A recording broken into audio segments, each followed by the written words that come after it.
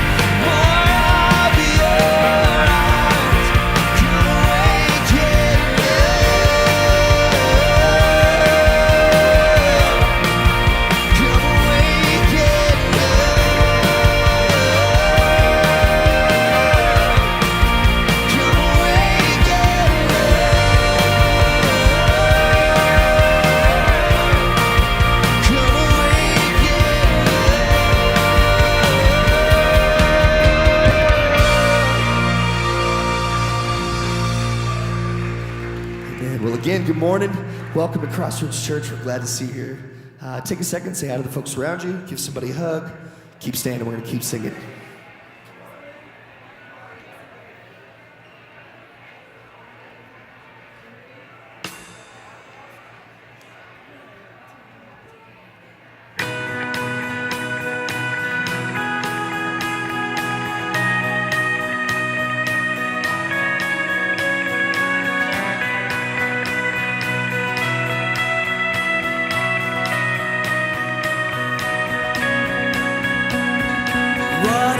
Turning a wine, open the eyes of the blind. There's no one like you.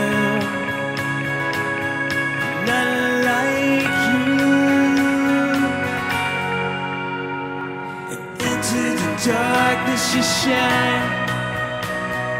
Out of the ashes we rise. There's no one like you, none like you. For our God is greater, our God is stronger.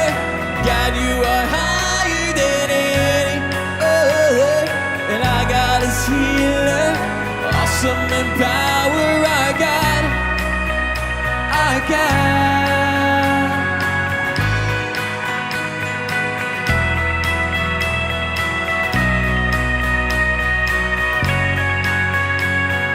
Into the darkness you shine. Out of the ashes we rise. There's no one like you, none like you. See, our God is greater, our God is stronger. God, you are higher than any other. And our God is healer, awesome in power. Our God, our God. 'Cause our God is greater, our God is stronger. God, you are higher than any other. And our God is healer, awesome in power. Our God, our God.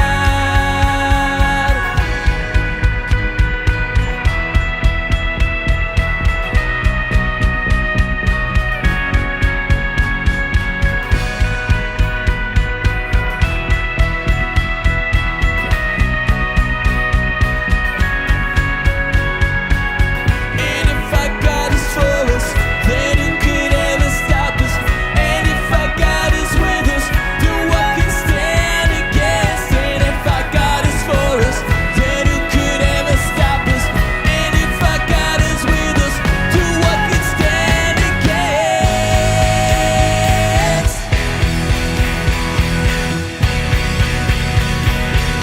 What can stand against?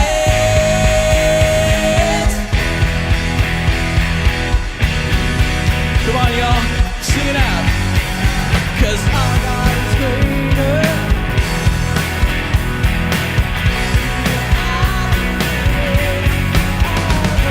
And our God, He's awesome in power. Our God, yeah. Our God, come on, go ahead.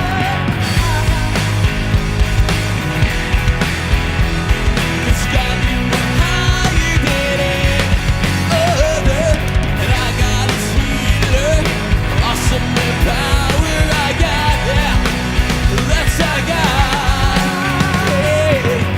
And if our God is for us, then who could ever stop us? And if our God is with us, then what can stand against? And if our God is for us, then who could ever stop us? And if our God is with us, then what can stand against? Hey, tell me, what can stand against?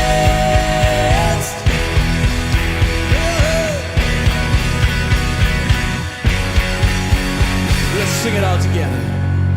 'Cause our God is greater, our God is God. And our God is healer, awesome in power. Our God, yeah. Our God, come on, give it all you got. 'Cause our God is greater.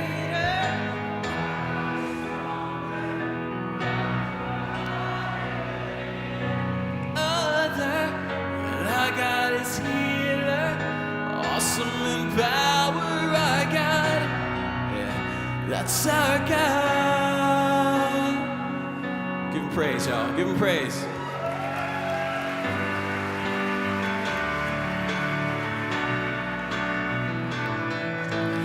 There is no one high, no one great, no one like our God. There is none more able, Christ our Savior, great and glorious. There is no one high, no one great, no one like our God.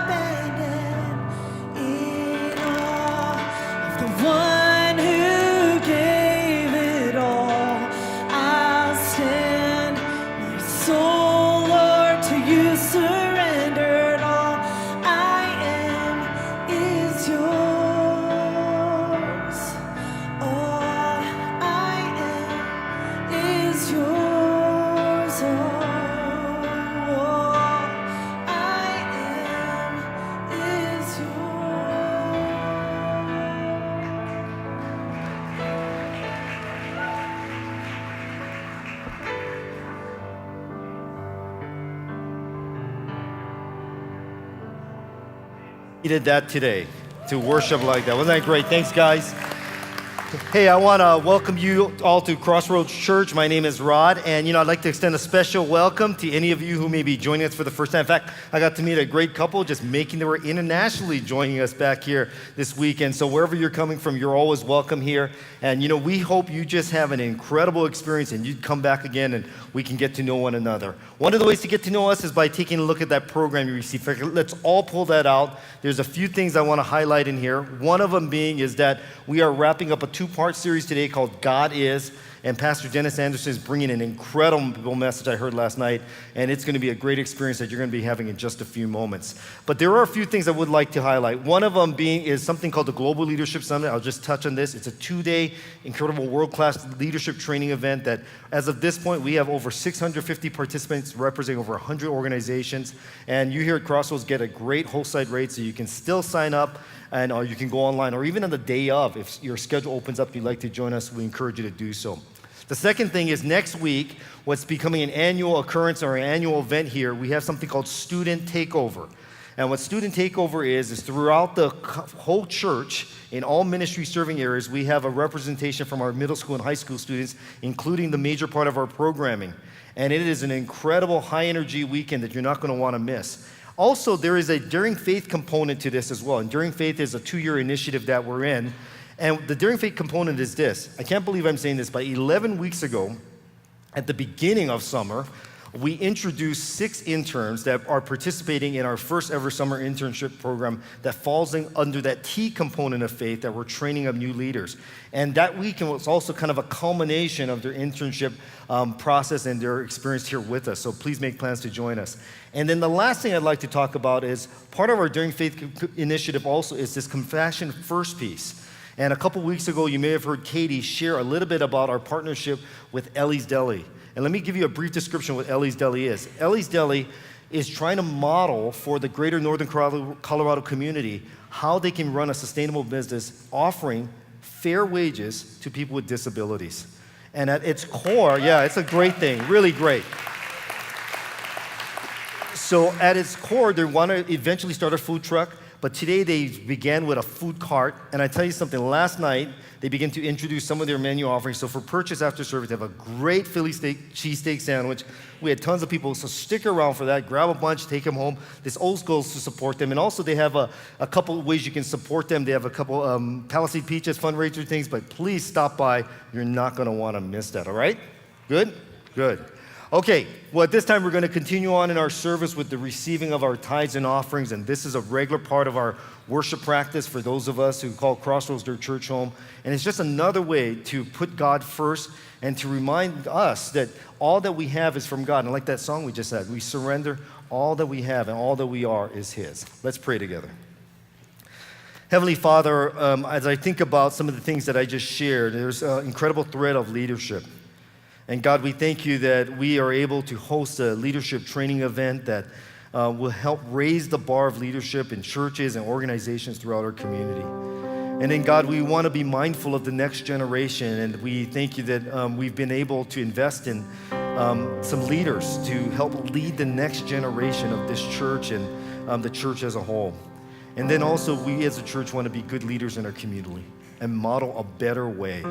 And we thank you for our partnership with Ellie's Deli and other Compassion First initiatives. And God, we're grateful that we can invest in a church that has that kind of mindset. And we trust you would use what you received today to further and continue the work you're doing here in this church. And we ask this in Christ's name. Amen.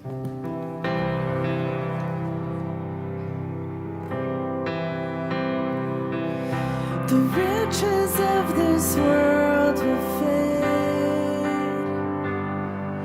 The treasures of our God remain. Here I empty myself to owe this world nothing and find everything in you. The riches of this world will fade.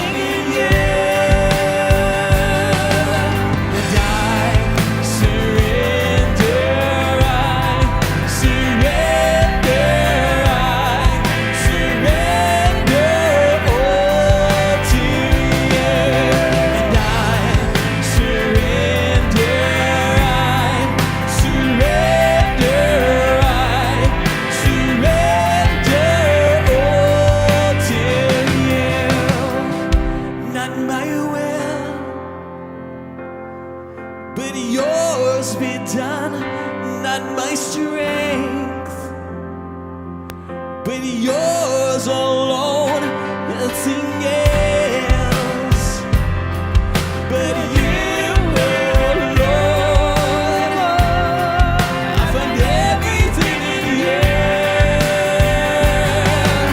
and I surrender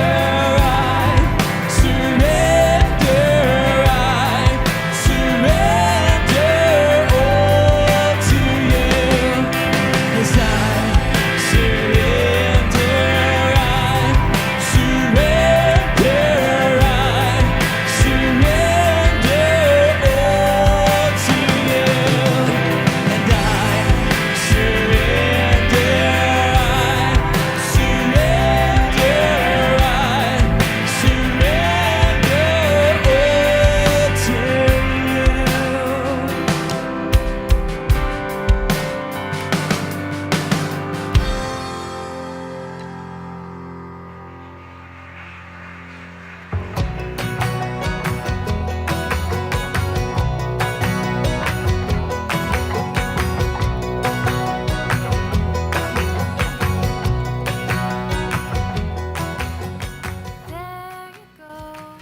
Well, it's good to see everybody here today. Welcome.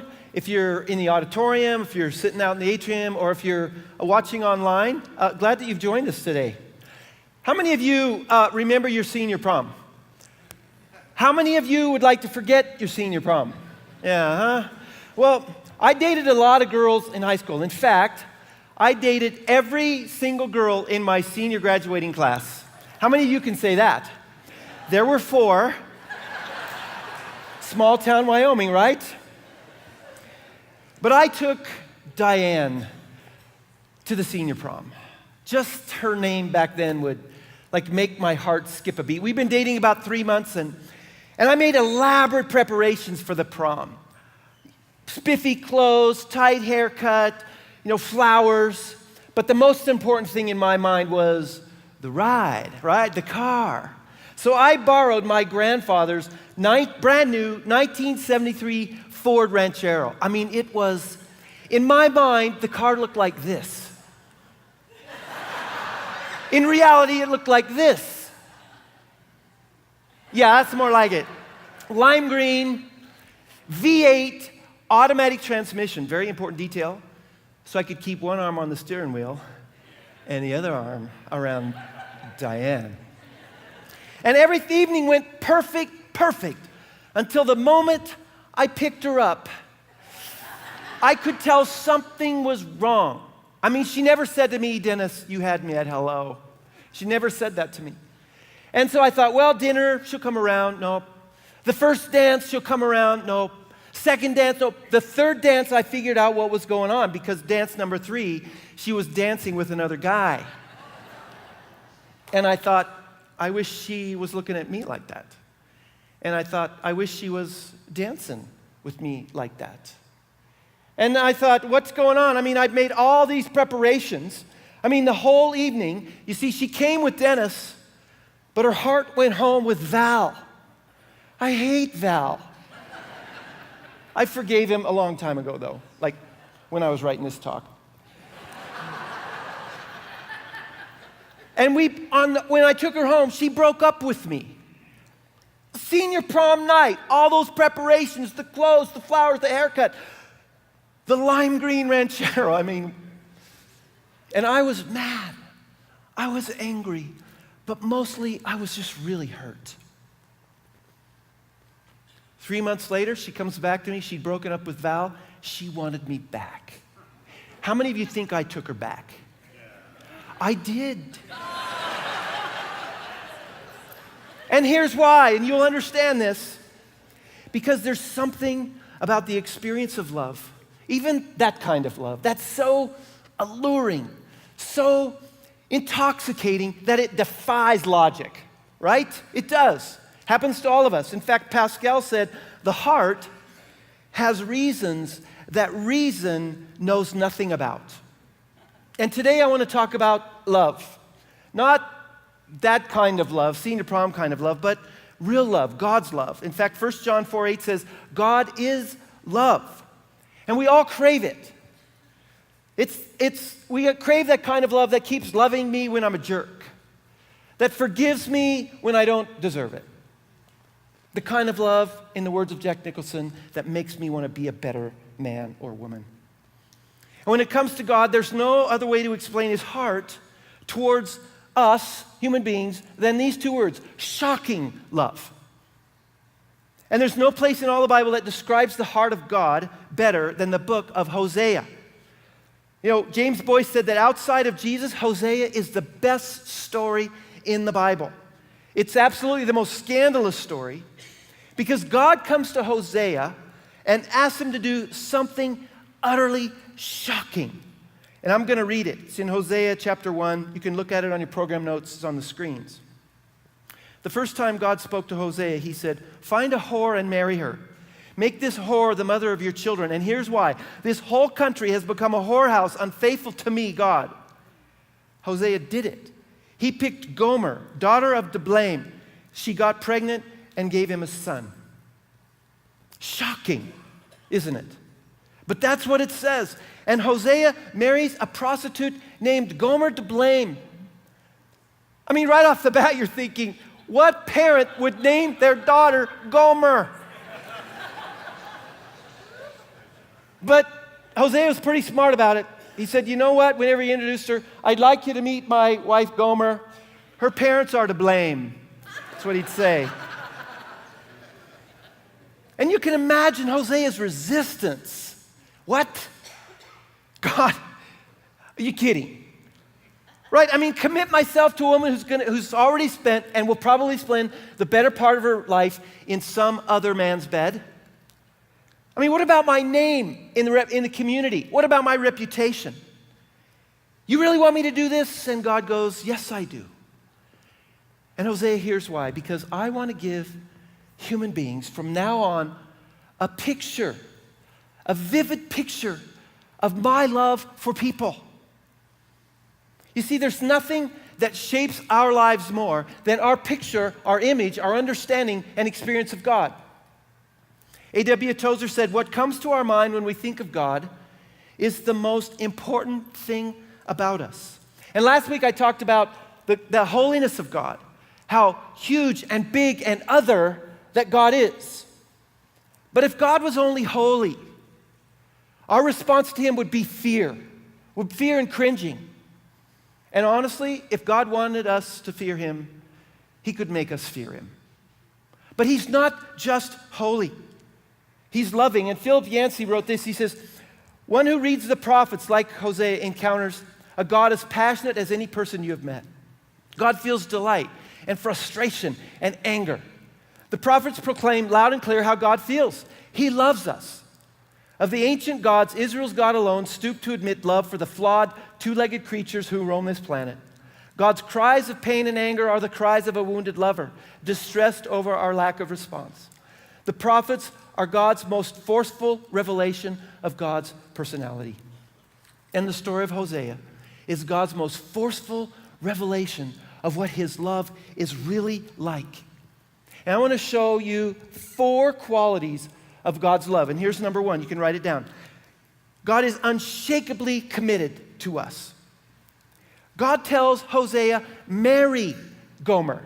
Not befriend, not just love, but that for rich or for poor, in sickness and health, till death do us part kind of commitment. Why? Because it's going to take this steel-reinforced commitment to withstand the blast furnace of betrayal that Hosea is going to face. And betray she does. I mean, they're not very long before Gomer starts staying late after work. She has these unexcused gaps in her schedule. She's texting secretly all the time. And Hosea's no dummy. He knows her reputation. He knows what's going on. In fact, everybody knows it. And this goes on for years. And in chapter 2, Hosea gets the kids together, his family, and he asks them to give their mother a message because they're estranged. They're not living together. And in chapter 2, Hosea says, rebuke your mother, rebuke her. For she's not my wife and I'm not her husband. I mean, let her remove the adulterous look from her face and the unfaithfulness from between her breasts. And she said, I'm going to go after my lovers. Well, the truth is she's going to chase after her lovers and not catch them. And it's not just Hosea that she betrays. She casts a shroud of doubt over her children. The first one is Hosea's, but the other two, chapter 2 says this, they were conceived in adultery, for their mother is a shameless prostitute and became pregnant in a shameful way. And you can hear Hosea's friends when they pull him aside at the restaurant. He's going, Hosea, get a clue. She doesn't love you. She doesn't want you. She wants nothing to do with you. She's destroying your reputation, and your kids, you don't even know who their dad is. Divorce her. Move on. And Hosea has every reason to do that. But there is Zippo talk about divorce, which is shocking because it just doesn't make any sense. And I think if we're honest with each other and with God, there are times and have been times when he could have divorced us. We've gone after other lovers. I mean, maybe not the kind that Gomer went after. We have lots of other attachments, other affections. We could set our affection on power or popularity or possessions or positions. We develop unhealthy attachments to something or someone else. I mean, maybe not to that degree, but we do. I do. I mean, I can get so attached to an idea in a planning meeting. It's not even the best idea, maybe not God's idea, but I stick to it because for somebody to agree with my idea is to affirm me, and sometimes I just need too much affirmation from human beings. When I'm preparing a message, sometimes I'll admit, I'm more concerned about what you think of what I say than what God thinks of what I say. When I see sometimes the upper class lifestyles of some people, I long for it too much. And I develop this sort of you owe me God attitude, spiritual entitlement, you could call it.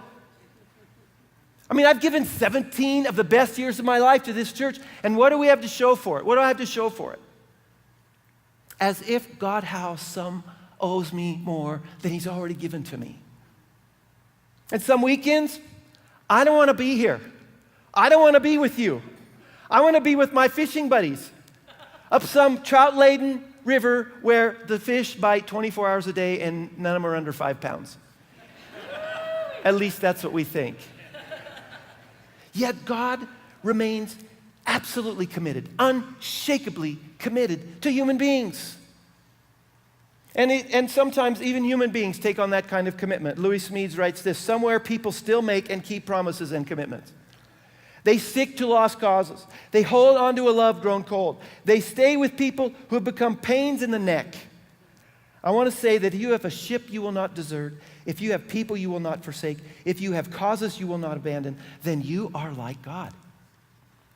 Because that's what God's like, unshakably committed to us as human beings. That's the first quality. Here's the second one. God's love is supremely sophisticated, extremely sophisticated. You know, a child's understanding of love is quite different than an adult's. Let's say that your son comes to and says, hey, Mom, Dad, I want you to buy me the latest and greatest $80 video game. And you say, no. And he says, what? You just spent $1,200 on a refrigerator? And you spent $4,000 on my sister's braces? You're not willing to give me $80 for a video game? Wait for it, here it comes. You don't what? Love me. And the reason kids respond that way is because they don't understand how grown-up love works. You know, a child doesn't understand nuances like priorities or budgets or values. And here's 2 reasons why kids don't understand this. First of all, kids have no time horizon. Everything is today or in the now. They have no understanding of the future, tomorrow, next week. So when they hear a not now from a parent, they think never. And the second reason is because children don't understand their limitations, how that all works. They don't know that the freedom they want is going to come gradually as they demonstrate responsibility for that freedom.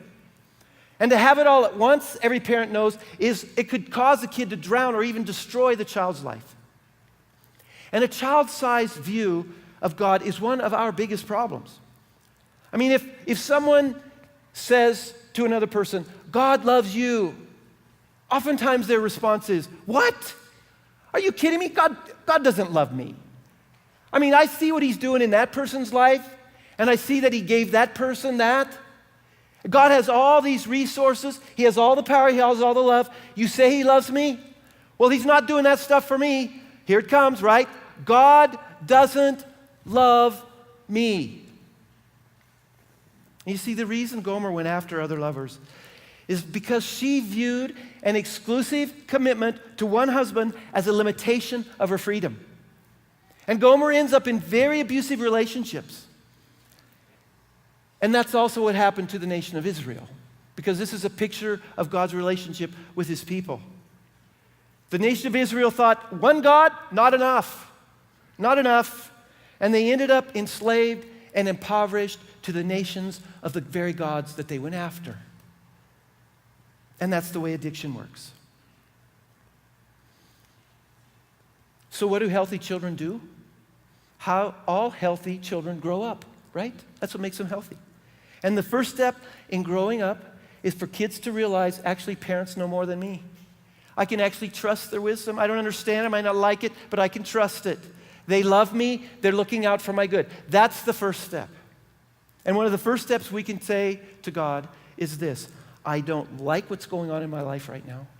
It stinks, I don't understand it, but I trust you. I trust your timing. I trust your power. I trust your love, that you are working things in my life behind the scenes I don't understand. And God goes, you're beginning to get and understand my love for you when we respond that way. You're growing up. Here's number 3. God is intensely jealous. Now, God isn't some tame teddy bear God that sits with a plastic look on his face in a passive pose. Got that teddy bear picture? No. God is like a mother grizzly that someone's going after her cubs. And he comes slashing and roaring and raging through the forest. I mean, listen as God turns up the thermostat on his love. Chapter 2. She didn't know, he's talking about Gomer, that it was I all along who wined and dined and adorned her. That it was I was the one who dressed her up in big city fashions and jewelry that she wasted on wild Baal orgies. And I'm about to bring her up short. No more whining and dining. Silk lingerie gowns, thing of the past. I'll expose her lewdness to the public. All her fly-by-night lovers will be helpless to help her. I'm calling a halt to the whole business. I'll wreck her sumptuous gardens and ornamental fountains of which she bragged. Whoring paid for all of this. I'll pay her for her indulgence in promiscuous religion and all the promiscuous sex that went with it. Stalking her lovers, dressed to kill, and not a thought for me. I mean, doesn't that make you squirm? This is God talking. The fury, the outrage, the anger.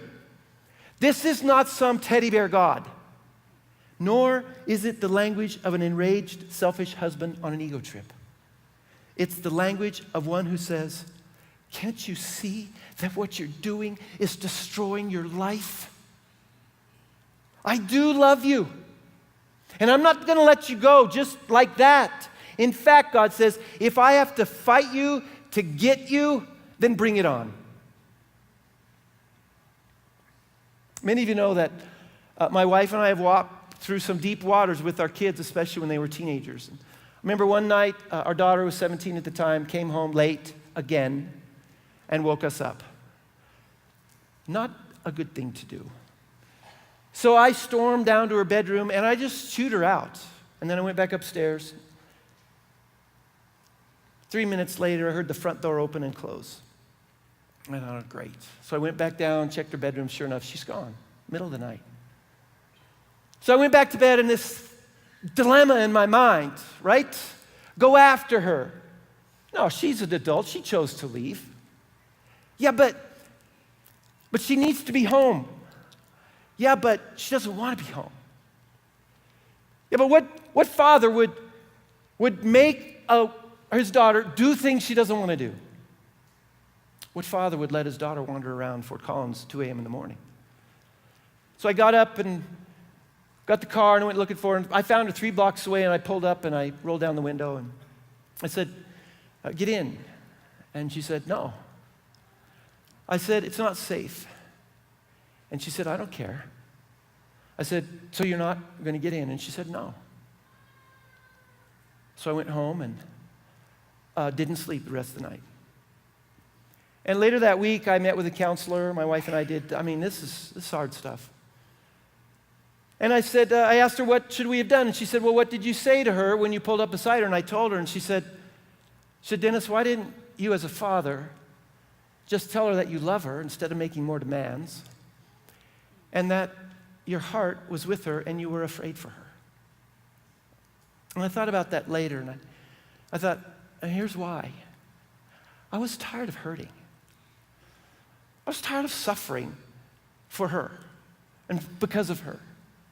And I thought to myself, if I open my heart to her again, I'm opening my heart to be wounded again and rejected again, and I'm not sure I can take it.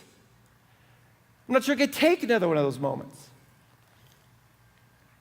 See, the truth is, the deeper the love, the deeper the possibility of the wound. And the deeper the hurt, the more intense the anger of the response. Now, I understand a lot of relational anger is selfish. It is, but not all. And that's not what's going on here. And the intensity of God's love for us is directly proportional to the intensity of his love. And you really see this come out in chapter 2, Hosea 2:14. God says, therefore, now I'm going to allure her. I'm going to lead her out into the desert. I'm going to get her alone by herself. And after all that raw language about what God was going to do to her, right? Stop paying her bills, get her fired from her job, expose her in public. We can just imagine what God is going to say to her when he gets her alone in the desert. And here's what happens. I will lead her into the desert and what? And speak tenderly to her. There I will give her back her vineyards and will make the valley of Achor, which means trouble, a door of hope. And later in the book, we get a glimpse of this tension that's going on in the heart of God. In chapter 11, he says, when Israel was a child, now he changes the metaphor. When Israel was a child, I loved him, and out of Egypt I called my son. But the more I called Israel, the further they went from me. It was I who taught Israel to walk, taking them by the arms. I led them with cords of human kindness, with ties of love. I lifted the yoke from their neck and bent down to feed them. But my people are determined to turn from me. And here it is. How can I give you up, Israel? How can I hand you over? My heart is changed within me. All my compassion is aroused. I will not carry out my fierce anger, nor will I turn and devastate Israel, for I'm God. I'm not man, the Holy One of Israel, and you see the holiness of God, and you see the love of God come into full focus right here. Intense jealousy, holiness of God. But God's fighting tooth and nail for the relationship, the love of God. I mean, people still need to respond, right? That's the way love is. If you want to experience love, you have to respond. But the offer of love, God says, here it is.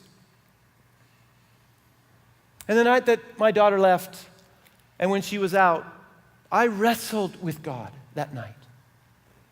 And I just told God, I am so tired of this.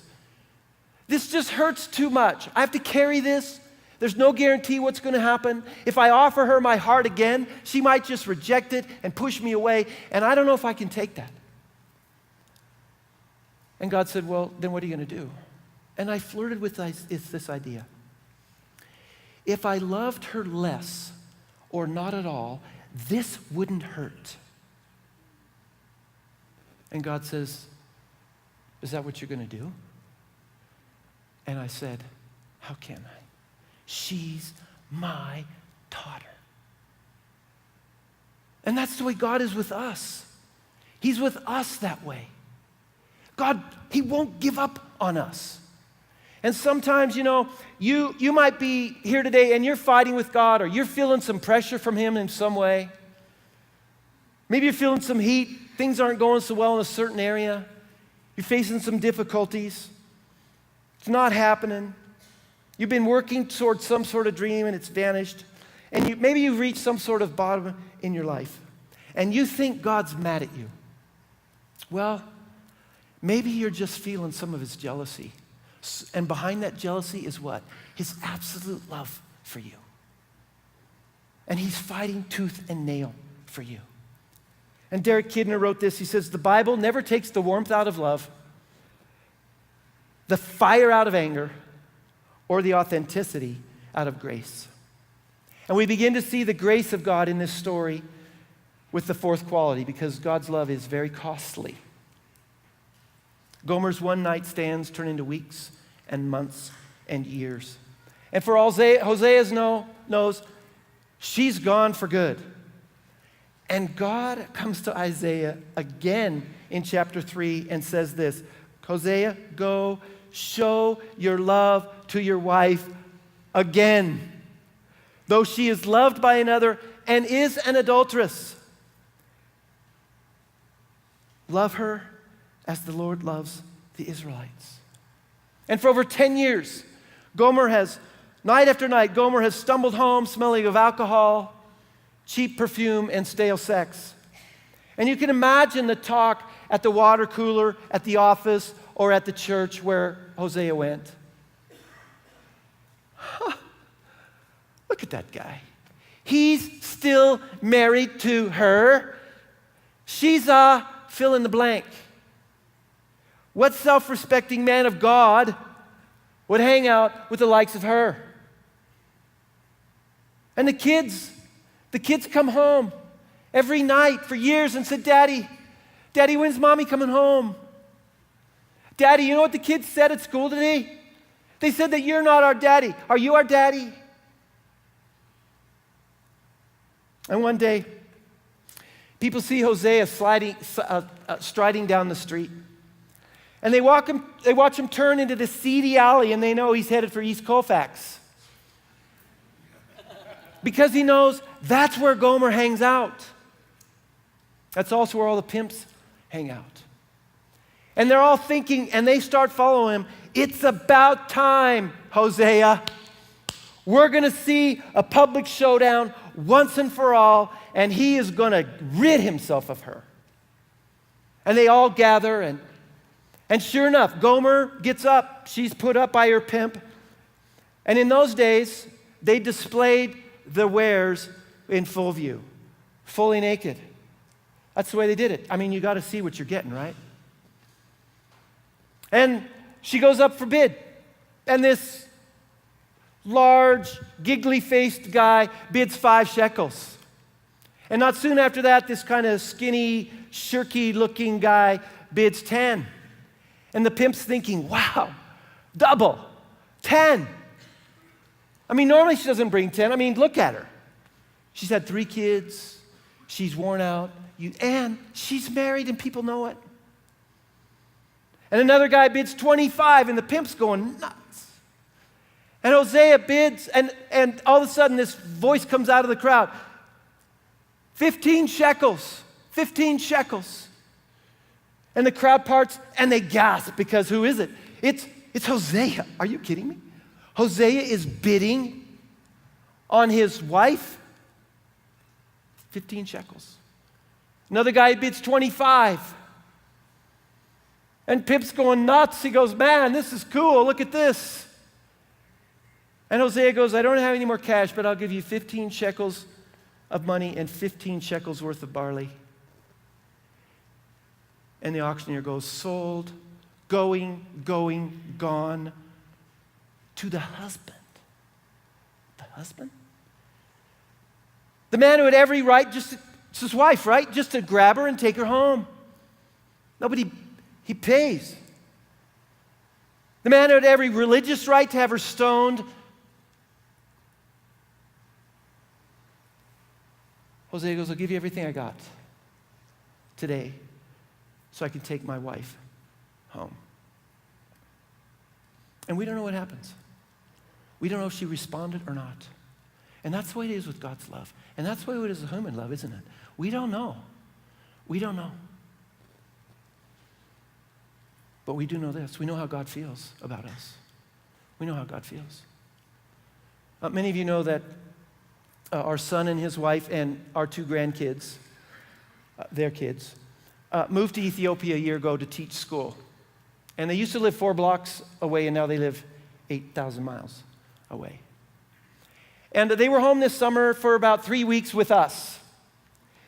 And I'll tell you what, when we went to the airport to pick them up, the 2 words that I loved hearing from my grandkids were this: "Hi, Papa. Hi, Papa." And we had a great time together this summer, and in the time that we had them, and I heard lots of things that my grandkids said to me. You know, they said, "One more game, Papa. One more book, Papa. One more drink, one more of everything, Papa." And I loved it because they stayed with us, and the kids would get up early in the morning, and parents would sleep in, and they'd come down. And you know how tender kids are in that transition moment between sleep and, 100 miles an hour. There's this, they crawl in your lap, they're not quite awake, and they put their hands around your neck, and they tuck their little head in right here. You know how it feels. And they're just there. They're not saying a thing, they're just there. And then we'd play during the day, and at night we'd take them up and put them in bed. One more book. Okay, 5 books later. One more drink. One more, 5 drinks later. And then came the words that you most love to hear. "I love you, Papa." A week ago Tuesday, they had to leave. And we had to put them on an airplane to go back to Ethiopia. And I took them to the airport. And it was, I was dreading this. I didn't even think about it till, 2 days before we had to do it. And I'll never forget, I dropped them off at the airport at DIA, and there's Lila and Gabe. She's 6, he's 4, and they've got their little backpacks on, and they're all strapped in for international travel. And then they said the 2 words that I just didn't want them to say. "Bye, Papa. Bye, Papa." And their little legs, they disappeared into the door. And I got the pickup, and I held it together pretty good for about a half a mile. And then it's just, molten lava, tears, and pull over to the side of the road. It's the ugly cry, right? I said to God, "I hate this. I don't like this. I don't want to do this. I don't want them to go again. I don't know when they're going to be back. I don't know if they're ever come." It's all of that, right? And God said to me at that moment, He says, "Dennis, now you understand. Now you understand how I feel about people, every single human being on the planet. And when they go away from me, for whatever reason, moments or months or years or a lifetime, that's the way I feel. Like I felt about them. I wanted to go get them. I want to tear in there and go, "You cannot take him to Ethiopia." The parents are the enemy now, right? "You cannot take him to Ethiopia. They're my grandkids." Dad, they're our kids. But I wanted to bring him home and be with me, not just for the week or the month, forever. That's the way God is. That's the way He is. If you're feeling a little heat from God, maybe He's saying to you, "Come back, come back, come back." This is how I feel about human beings. How do we know? Because in Romans 5:8, God says, God demonstrates His love to us in this, that while we were yet sinners, Christ died for us. That's how we know. I want to give you a moment right now just to reflect a little bit on your relationship with God and reflect a little bit on what you heard. So I'm just going to ask everybody to bow your heads. If you're in the atrium online, just do this. Just bow your heads. I want you to think about where are you in your relationship with God, the Father? Jesus called Him Abba, which means Daddy, Papa. Maybe you've never faced God. You've been walking away from God your whole life. Maybe you've developed other attractions, other attachments, other loves. They're taking a toll. You know it. Maybe your friends know it. God certainly knows it. Or maybe you just can't get away from something that happened in the past. You've got this anchor from the past. Something back happened to you, you did to some, and it's just holding you. Or maybe today you go, you know what? I've just drifted. I didn't get up one day and rebel. I just have drifted off. And we're going to do one last song, and I'm going to ask you to stand in a minute. And here's what I'd like you to do during this song. I'd like you to just say to God what it is that you think you need to say to him. You know, maybe today you're going, you know, God, I be honest, I just don't want you in my life. That's honest. Or maybe today you go for the very first time, God, I want you in my life. I want you to forgive me. I want you to lead me. I want you in my life. I don't understand everything that's going on in my life right now, but I'm going to trust you. Trust you. For some of you, it might be an attachment. You go, God, help me with this. Forgive me. Or maybe what you need to say to God is simply this. God, I love you. So let's stand and sing this song together. And you say to God whatever it is you need to say to him.